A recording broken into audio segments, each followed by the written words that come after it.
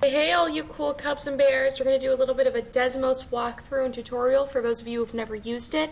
We won't have access to our Casios for a little bit, so we're going to use Desmos in that time. So you're going to go to Desmos, spelled like this, .com, and you're going to click the Start Graphing button. So you're given this beautiful screen like this. It's plain. All you have to do is type in your equation, right? 2x plus 3 gives it to you. It'll even give you the x and y intercepts if you click over them, and if you hover, it'll give you any point. If you want to have a fraction, you can type in, for example, 1/2, 1, and then the key with the question mark and the slash, you click the slash, 2x. See, and now it'll give up 1 to the right 2, has a slope of 1/2, so it's perfect.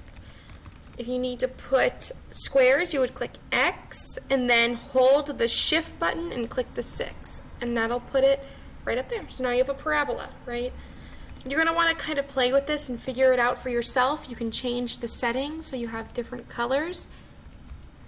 And you're just going to want to try to mess with this, figure it out. Look, you can even change it to a table. It's so fancy.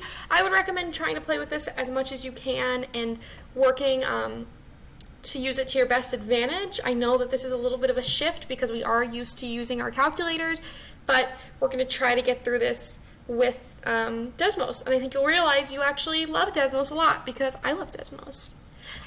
Thanks, guys. Have a good day.